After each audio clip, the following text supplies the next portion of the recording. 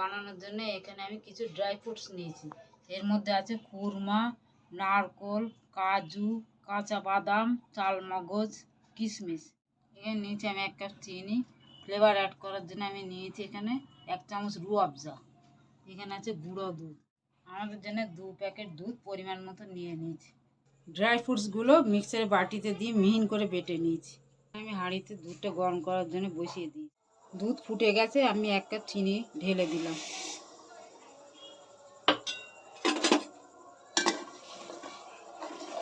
যে গুঁড়ো দুধটা রেখে দিয়েছিলাম এটাও দিয়ে দেবো।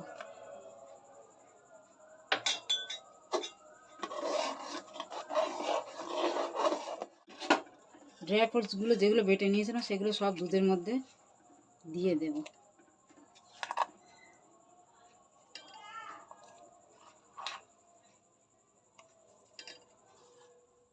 রুয়াবজা দেওয়ার পরে দেখতে পাচ্ছ কালারটা খুব সুন্দর এসছে। এবার এক এক করে আমি এই আইসক্রিমগুলো ডিপ ফ্রিজে দিয়ে দেবো জমানোর জন্য।